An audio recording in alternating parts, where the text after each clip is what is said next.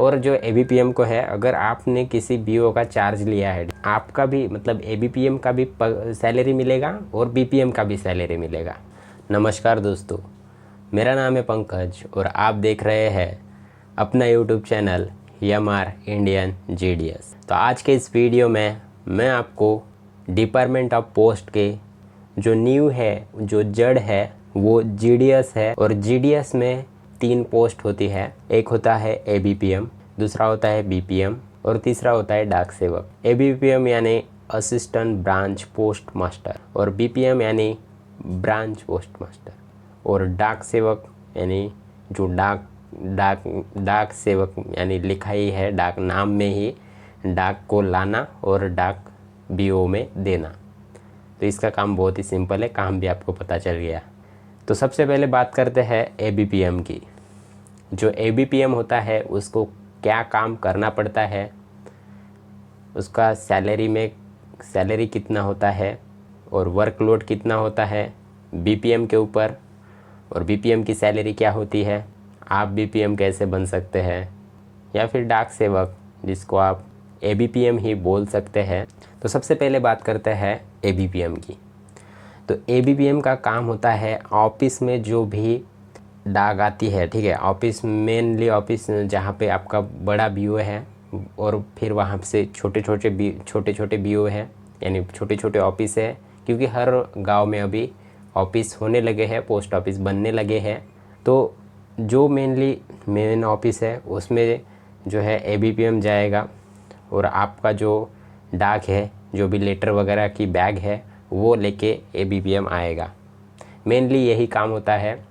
और लेटर बांट के फिर सारा काम समेट के लेटर बांट के फिर जो है ऑफिस में बैठेगा। और जो भी बीपीएम का काम है, ठीक है, जैसे बीपीएम ने कुछ काम करने के लिए हेल्प मांगी तो आपको वो करने में उसकी मदद करनी होगी, क्योंकि बीपीएम जो है वो एबीपीएम से बड़े होते हैं। वो उनको ऊपर से ही आदेश होता है कि आप अपने एबीपीएम को हैंडल करें। ऐसा नहीं कि वो आपको दबाव में रखेंगे, ठीक है, ऐसा नहीं होता। आप एकदम फ्री रह सकते हैं। आपके अगर पूरे काम कंप्लीट हैं और फिर आप कहीं बाहर जा रहे हैं तो आप जा सकते हैं। और यहाँ पर पोस्ट ऑफिस में जीडीएस की जॉब होती है, वो सिर्फ 4 घंटे की होती है और 4 घंटे का पगार जो होता है बहुत ही अच्छा खासा मिल जाता है, जो कि कहीं किसी और जॉब में नहीं मिलता। और अभी भी फ़िलहाल तो बढ़ने ही वाला है। अब बात करते हैं जो जीडीएस बीपीएम है उसके बारे में। तो जीडीएस बीपीएम का और सैलरी के बारे में आगे लास्ट में बताऊंगा, तो बने रहो। तो जीडीएस बीपीएम का जो वर्क है वो होता है पूरा ऑफिस संभालना। जो भी चीज़ें ऑफिस में होने वाली है या फिर हो रही है, ठीक है, उनको मेंटेन करना। और जो भी खाता वगैरह खोलना, जो भी चीज़ें, वो ऑल सारी चीज़ें जो है बीपीएम को हैंडल करनी होगी, क्योंकि इसके ऊपर जो है सारा प्रेशर रहेगा ऑफिस का। और बीपीएम की पोस्ट जो है वो उसमें थोड़ा सा सैलरी भी ज़्यादा है, और लेकिन थोड़ा सा मेंटली जो है बहुत ज़्यादा, मैं कहूँगा, प्रेशर मिलता है। और ऐसा भी नहीं कि बहुत ही ज़्यादा। आपका अगर गांव छोटा है तो आप हैंडल कर लोगे, और दो लोग अगर एक बीओ में है ना तो वो बहुत ही अच्छे तरीके से हैंडल हो जाता है। तो ऐसा डरिए मत। बाकी जीडीएस एबीपीएम और बीपीएम की दोनों पोस्ट जो है बहुत ही अच्छी है। बाकी आपका जो विलेज है वो कैसा है, डिपेंड ऑन योर सिटी, या फिर कहीं जहाँ पर आपका सिलेक्शन हुआ है उस जगह का लेकर आप चलेंगे तो आपके हिसाब से आप मैनेज कर सकते हैं। जो लोग होते हैं एरिया के, उनके ऊपर भी डिपेंड करता है आप लोगों से कैसे बात करते हैं। और लोगों को फेस करना ये भी बहुत आसान काम है, वो मैं आगे कभी और वीडियो में बताऊंगा। तो जीडीएस बीपीएम को टारगेट भी सहन करना पड़ता है, अकाउंट वगैरह ओपन करना पड़ता है, जो भी लोग आते हैं ऑफिस में उनको हैंडल करना होता है। ऑल जो सारी चीज़ें हैं, फॉर्मेलिटीज़, सब काम बीपीएम को करना होता है। और डाक सेवक का काम वही होता है मेनली, जो सब ऑफिस होता है, बड़ा ऑफिस, ठीक है, जहाँ से आर्टिकल वगैरह स्कैन वगैरह होते हैं और बीओ के लिए निकलते हैं। वहाँ पर डाक सेवक को जाना होता है और डाक वहाँ से लाना होता है, फिर छोटे बीओ में देना होता है। जितने भी उसको कवर करने होते हैं उतने भी उसको बांटना होता है, यही काम है।